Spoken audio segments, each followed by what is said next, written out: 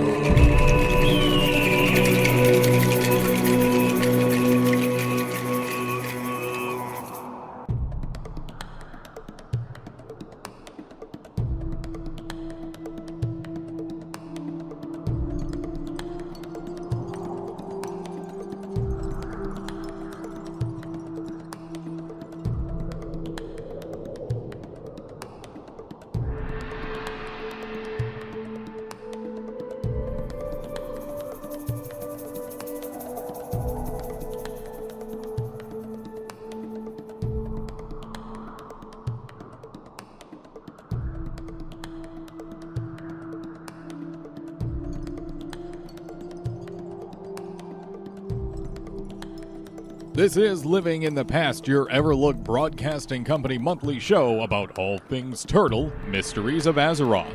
Today is Friday, February 21st, 2025, and I'm Dan, your host for the next hour. Our February show, my birthday month show, is here, and we have quite a bit to talk about. In our first segment here, we're going to be going over the patch notes from the last couple of weeks, Valentine's Day, and then this week in particular, February 19th's patch notes. We're going to be going over the Kara 40 update that Akalix just recently provided us the other day here this week. And then we're going to be talking a little more about radio stuff here. That's going to be in this segment or in our last segment. Our second segment is going to be all about hardcore. I'm going to be sharing a personal experience I had and then making an argument for a separate hardcore realm. I don't know how well that's going to go over, because in any case, dividing up your community is never a great idea. However, I think there is an argument now to be made for it. And then in our last segment, it's going to be all about Zap Blast. It's time. We're going to be opening up your submissions for the Zap Blast impersonation. I'm not calling it a contest because we don't have prizes for it, but it is going to be a chance for you all to participate in something fun that will exist on the radio for the rest of time, which I think is a huge deal and a ton of fun. With that being said, though, those are our segments here for the show today. We are also going to have the usual music segments. It's a lot of pop culture or an alt, I will say actually like alt culture music from the last few decades. So we have 80s, we have 90s, we have early 2000s. It's a lot of alt today.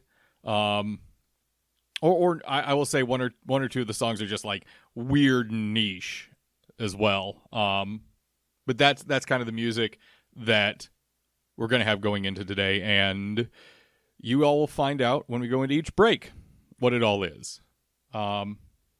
Let us... Actually, before I get into the patch notes, once again, a huge shout-out to the radio team. All of the radio team. The whole radio team, so far in the year of Malort 2025, has been knocking it out of the park. We had some great stuff to open the year up, and now we're getting into the Valentine's Day stuff that's been on the air, and my goodness, it's been so freaking good. We had two new huge things go up this year for Valentine's Day. We had a wonderful parody cover, More Than Swords, and we had a brand new Eat Meats go up. And they are fantastic. So, hey, shout out to the whole radio team. Everlook Broadcasting continues to knock it out of the park. We have some fun stuff coming up here as well. Like I said, the Zap Blast impersonation bit, which I'm looking forward to seeing all of your submissions. And there's more. I want to say the things we're working on, but also I really love it when they're good surprises. But needless to say, we've had some good ideas, and we're already working on the March and April segments we're going to be launching on the radio. Also, new DJ, he did fantastic. He was live last Wednesday. He's going to be live again this Wednesday. When I say last Wednesday, it's not this Wednesday that we just had, but a week before. He's going to be live every other Wednesday evening, 6 to 8 p.m. Eastern. And he is the first. Now, one thing I want to say before I say anything else on this is we are looking for more DJs. We want more live DJs. So if you have even a little bit of experience playing live music, taking requests, interacting live, I want you to reach out to me. So if you feel like you would want to be on the air live once a week, once every other week for a couple of hours, hit me up in my DMs on Discord. You'll see I'm Dan Hahn over on the Turtle Discord. Reach out to me. This is the start of our new DJ program that we are test running here. I will say as of last year, because technically the program started last year. But now that we have one DJ on the air, I need more. I want more. Because that variety of recorded podcasts that are edited like this, that are then aired, also like Under the Shell, also like another one we're working on, that's good. Having the wonderful creative segments that the radio team is making, that's great. And then mixing in the live DJs with legitimate live interactivity, I love even more. Like having all those different levels of activity for you all to enjoy just brings so much more flavor and variety coming in here and gives you all those more reasons to tune in regularly whenever you're around. Also, if you didn't know, you can listen on the website now. You can go to the website, you can log in. Actually, I don't even think you need a login anymore for it. You can just turn it on. There's a whole radio section for it that you can just go and start the player up. You don't even need to be logged into the game to have Everlook Broadcasting Company playing for your enjoyment. And thank you to the developers on that. That and another thing coming was a huge surprise to me. Huge surprise. Which I'm very much appreciative of. Okay, enough gushing on that part. But I will again remind you, if you would like to be considered for our live DJ program, now is the time. Reach out to me. I do have some rigmarole that you need to go through. Because when I let someone on the air, it becomes a situation of you have to jump through my hoops a little bit. So it takes time, but it's for the right reasons. I've been doing this a long time, so naturally I want people to have a good product to go on air with. And I'm not going to get into that anymore because I start talking radio industry versus radio entertainment, and y'all don't need that. You don't need that. So if you would like to be considered for the live DJ program, reach out to me on Discord, DM me, and then we'll go ahead and get things started. Okay, now, patch notes. We have 2 sets of patch notes. The February 12th ones, that's pretty much all Valentine's Day. It's pretty much just the Valentine's Day stuff. There's a few other things in there, but it's live. It's going until February 26th. You can look forward to that. Well, you can enjoy it now. It's live now. And our Valentine's Day segments here on the radio will be live through February 26th as well. Please enjoy them. There were a few other notes in here. I'm actually going to highlight 2 of them that I think are, 3 of them that I think are the most important. One is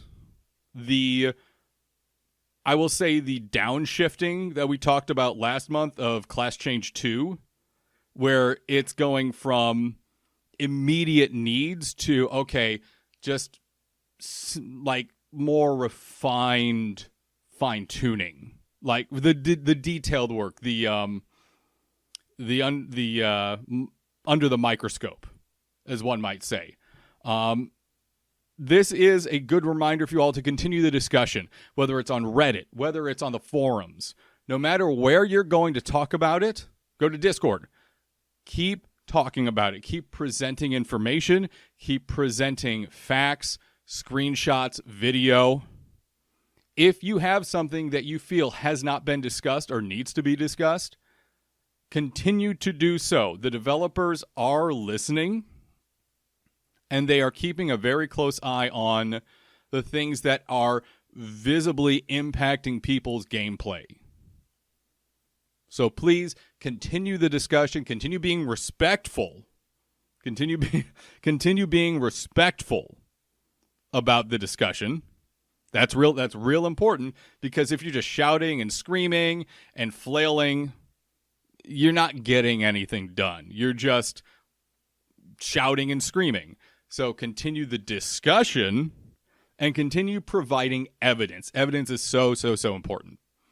Also, the later stage mobs, what they describe as mid to end game, are receiving or have received a slight buff in damage and health.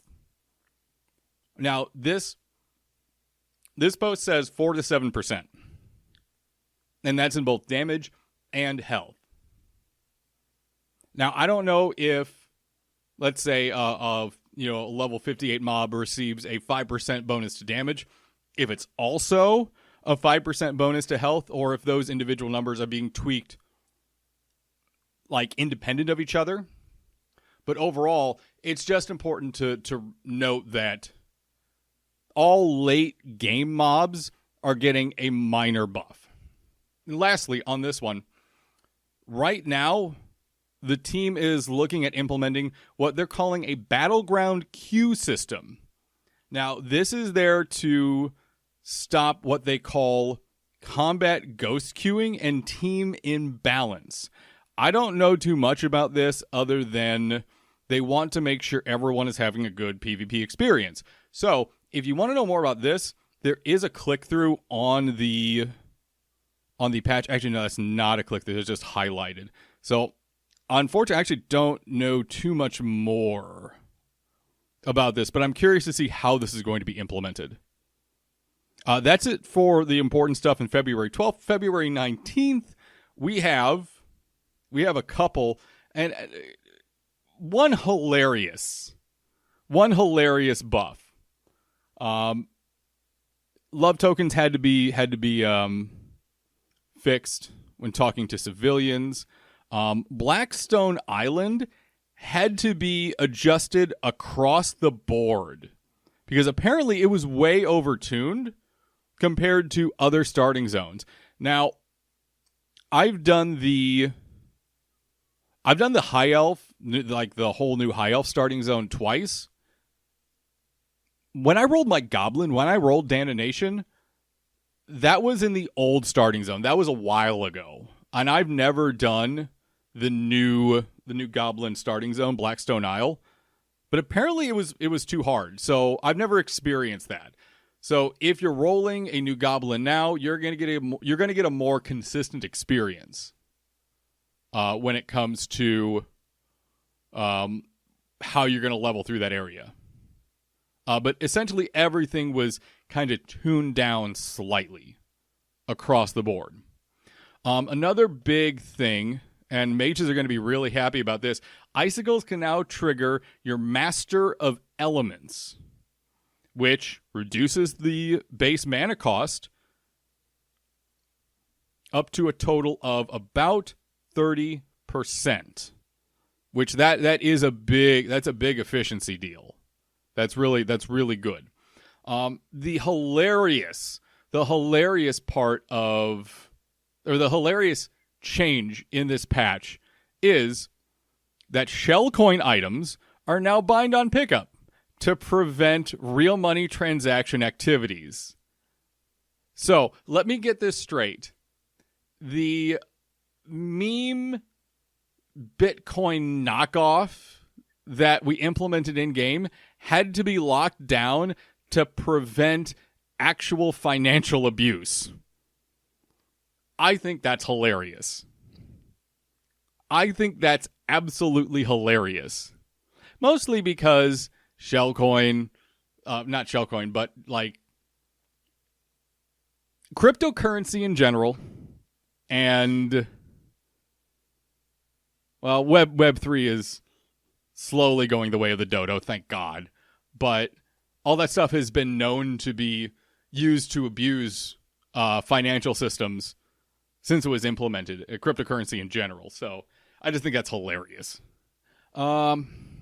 Lastly, an issue was fixed that prevented players from doing things with Jordan's refined ore shipment in this patch. I don't know who Jordan is or what's going on with their ore shipment, but apparently people can now delete them.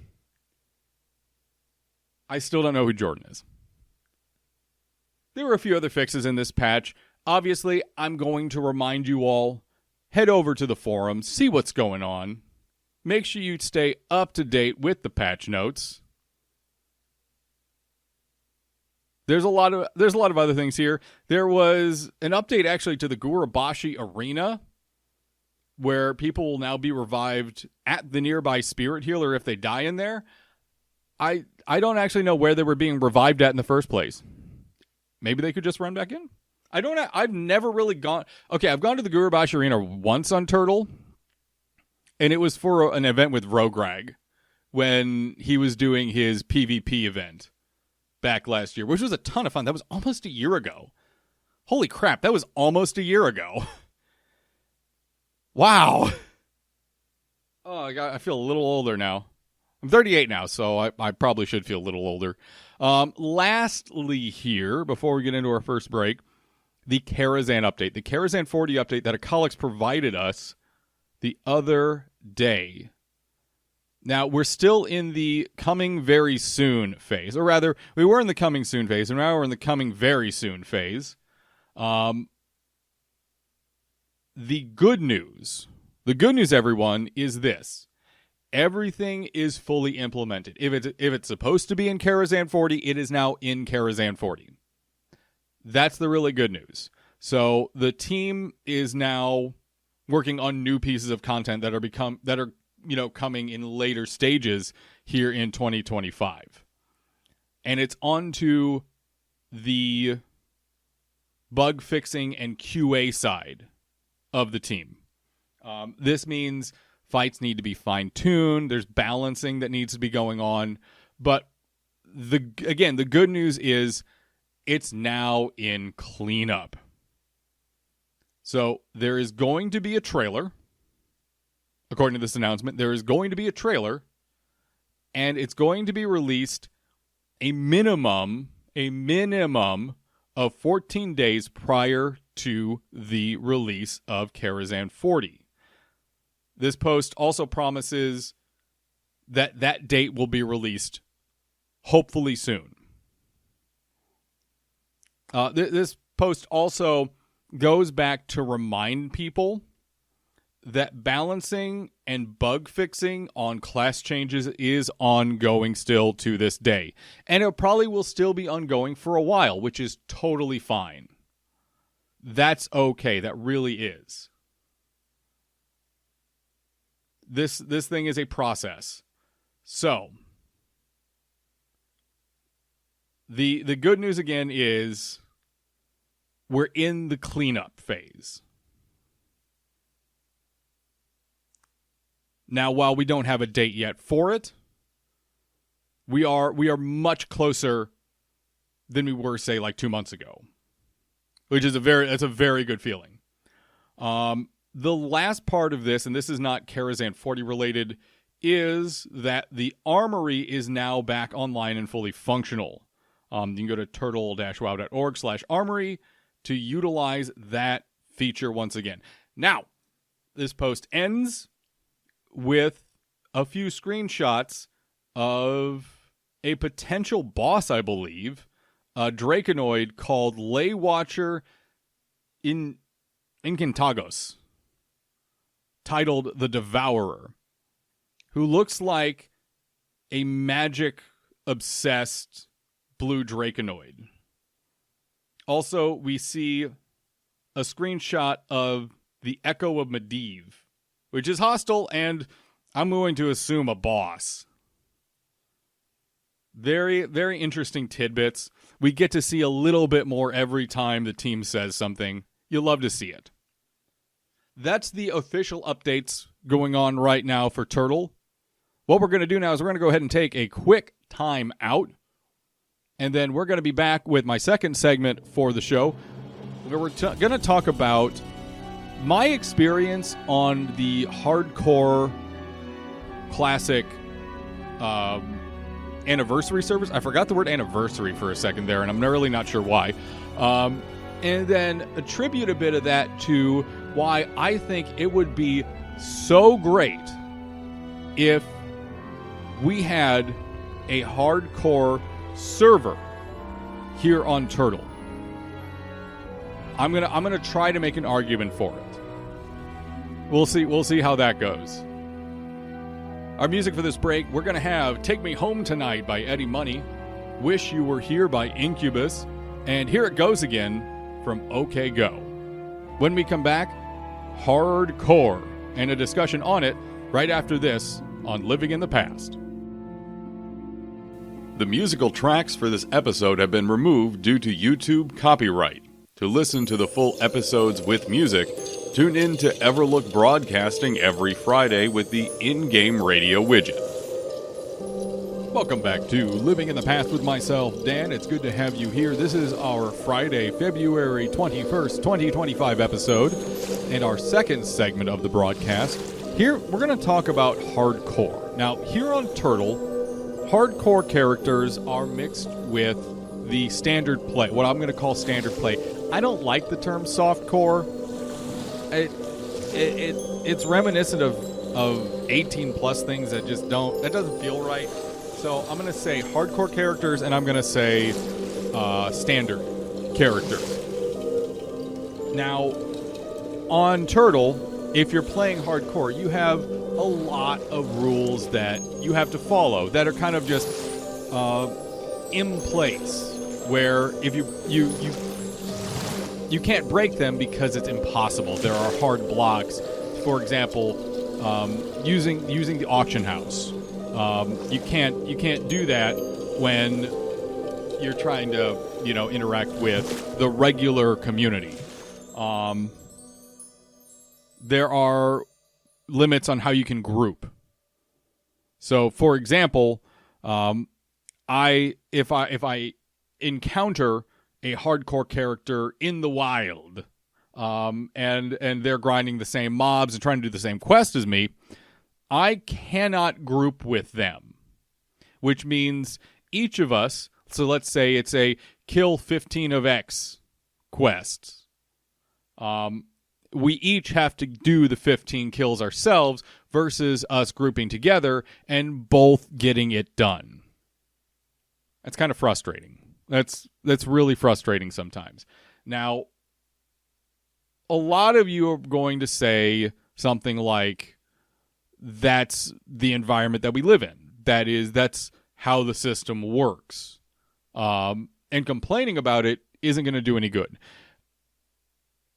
I will agree to a certain extent, but also, over the last couple months here, I have had my own hardcore experience over on the classic anniversary servers. So for those that don't know, Blizzard launched anniversary servers for the 20th anniversary of WoW. I'm like, okay, I'm going to dip my toes into the hardcore community and give it the first serious try I ever have, because I've rolled hardcore characters on Turtle before. I got far with a couple of them. My paladin especially, the original Holy Thighs, got up into the 40s got up into the 40s, did a pretty good job. The stupid mistakes happened.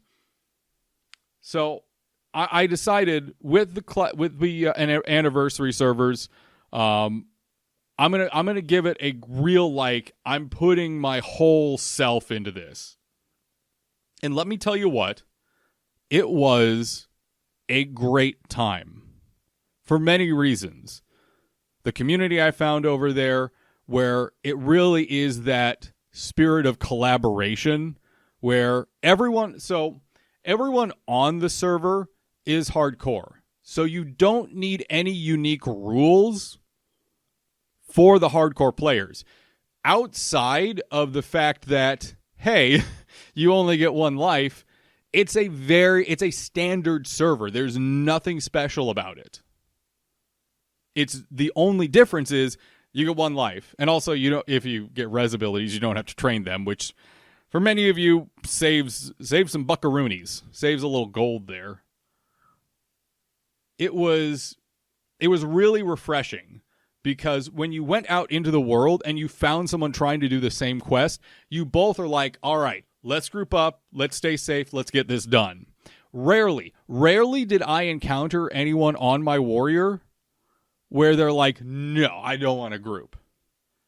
Firstly, because when you encounter a warrior out in the world on hardcore, it's like, okay, I have someone who can stop emergencies from happening. And that was always like, okay, I feel pretty good about myself. And especially for someone who has played a warrior since 2004, being able to pull out a lot of my bag of tricks and use my skill sets to the full extent, it was very rewarding. So the other thing was being able to use everything on the server normally, using the auction house normally, actually being able to participate in the economy in full as a hardcore player was incredibly satisfying. Because being the entire server being of that hardcore setting, it applies completely different values for different products. And it was really strange to see at times, because value of things like Arcanite bars and Mooncloth was strangely fluctuated lower sometimes than normal. And other things like flasks, like potions and elixirs, because people felt the need to keep them stocked at all times, added this extra value, this almost like insurance pricing quality on them.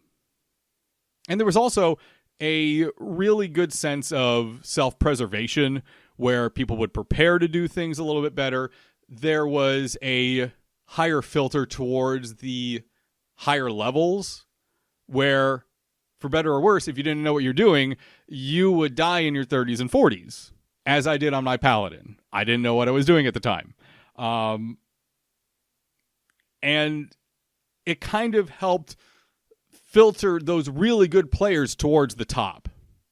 And it was just such an incredibly satisfying experience. Ended up raiding on that warrior. I got up to 60. I ended up raiding on the warrior. And unfortunately, he did die. It was my fault. And it was a missed pull in Stratholme. And it felt horrible. But the fact of the matter was, it was such a beautiful story arc for the character. I brought myself up. I led groups. Up until that Strath run, I had a perfect track record where no one died under my leadership. And it was so satisfying. Now, what does this mean for Turtle? I'm blabbing about this stupid story that no one cares about. I want to make an argument for a hardcore realm for Turtle. where we don't have all these special limitations, where it really is just a normal realm with all the normal turtle features, but everyone only has one life. And I think there's room for, like, big room for improvement, quality of life-wise, on where Blizzard was versus what Turtle could do. So, for example, on Turtle, on that realm, we can then just say, hey, not only do you not need to train any resurrection abilities, we're just going to remove them from the pool on characters in total. So a druid doesn't even get the opportunity to accidentally train rebirth when it doesn't matter. There aren't acorns on the server. For those that don't know, to use rebirth, you need to have an acorn reagent. So just remove that entirely so it doesn't even need to exist. And really refine that server down to the point where it's this wonderful, streamlined, hardcore experience where you don't have those rough edges of, oh no, that player's a hardcore player. I can't do anything with them as a standard player. I have to work around them. And it's frustrating for both of us. I think there's a lot of room to work with that. And even if we don't do that on Turtle, I still feel like even just having our own hardcore realm where, while, okay, the hardcore challenge and the Inferno challenge are fun and great, it really is its own ecosystem, and it stays as its own ecosystem. And that I think that would be a big quality of life improvement for everyone who wants to try to play hardcore on Turtle, where they may want to try it, but the fact of the matter of having to exist alongside standard players is a huge turnoff for them. So that would be my argument for a hardcore realm kind of in total. Now, the pushback on that is obviously you don't want to divide your community any more than you have to. And that's really important. And yes, some of Nordnar would absolutely transfer or roll off of that server to be on whatever hardcore realm might be made. But the question that I then ask is, would making that realm give more people more opportunities to improve what they do or experience a new experience while also maintaining a character on the standard realm? And I think there's a lot of room to grow there. I would certainly, if Turtle were to do that, I would play hardcore on Turtle again. I would play hardcore on Turtle again because it would be that smooth, streamlined, well incorporated experience that you get when everyone's on the same page. Everyone's here to survive. Everyone has one life. You don't have to restrict the auction house. You don't have to restrict trade. I think that experience would be so good. And that's really my argument for eventually, one day, having a hardcore realm for Turtle. I hope it happens. I would re-roll my warrior happily, eagerly for it. So hopefully the team considers that. Now, we need to take one more break for the day, and then when we come back, it's Zappo time. Bolton is nervous, I'm sure, about what is about to happen. So we'll see. We'll see how things go.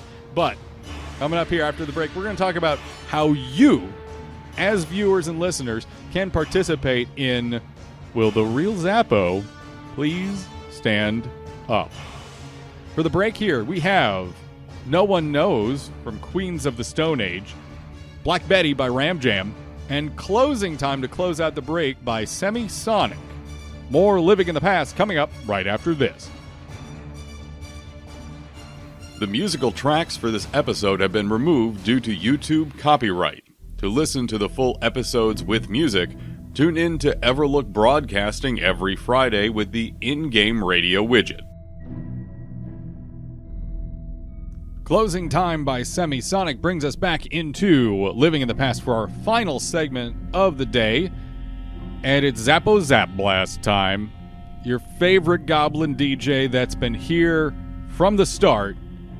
And it's time to goof on him just a little bit. Now, I promised you all last episode, back in January, that today we'd be talking about not just the Zappo Zap Blast impersonation bit that we're working on, but how you can participate.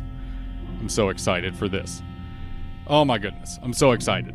So, here's what's going on.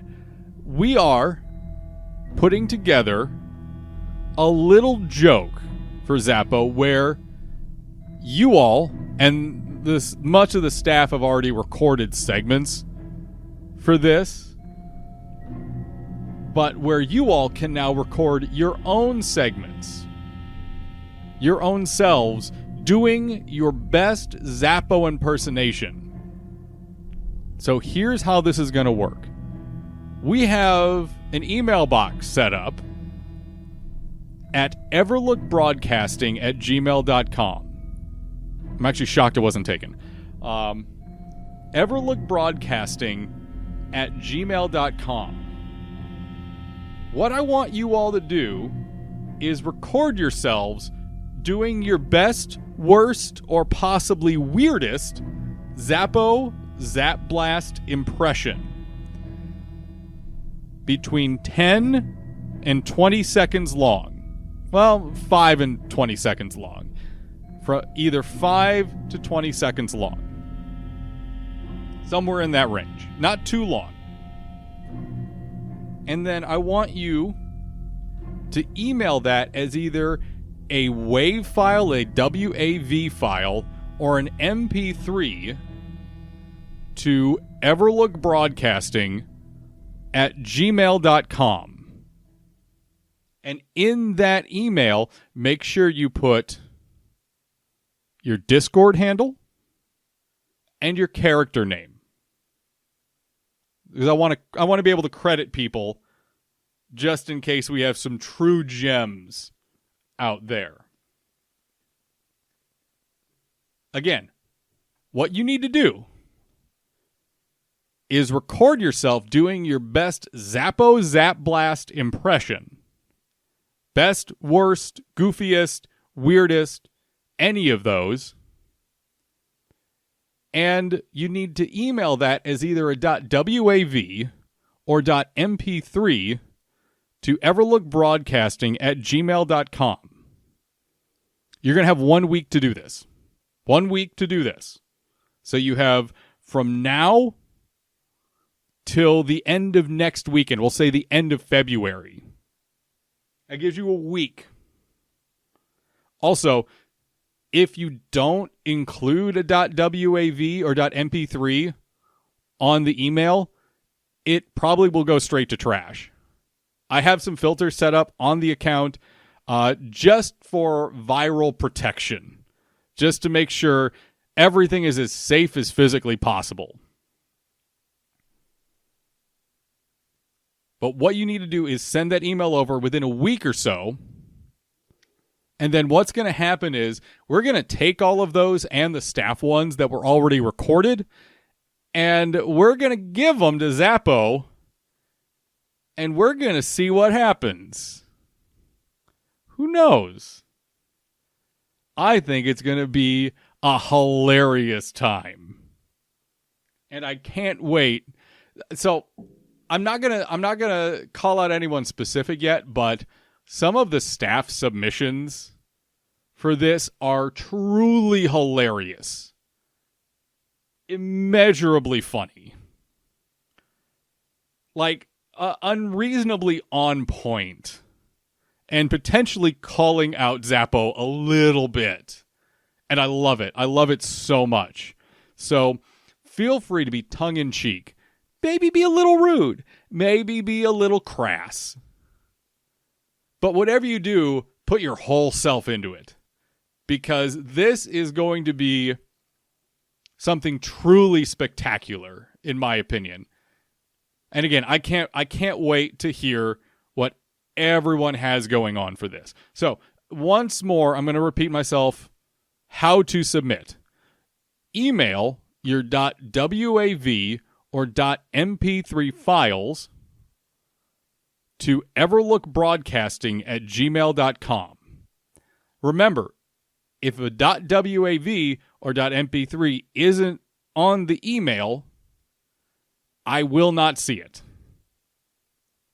I will not see it. Also, include what your Discord handle is and what your in-game character name is, in case we want to credit anyone for their wonderful submissions. And then either in March or possibly for April 1st, we will get this out and we'll see what you all think. We'll see what happens.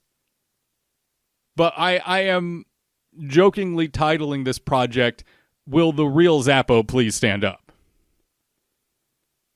So we'll see how Zappo handles things.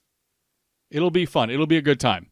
With that being said, though, I am out of time.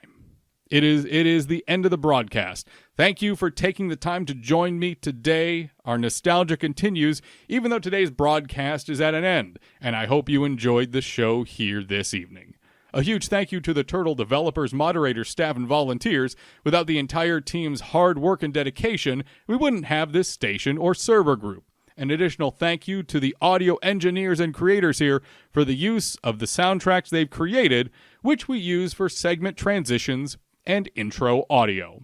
If you'd like to find out more about what I do, I invite you to check out my YouTube channel at youtube.com/@thedannation and my series Ancient Lore, a recapture of the spirit of my original podcast, The Ancient of Lore. Until next month, let's keep living in the past.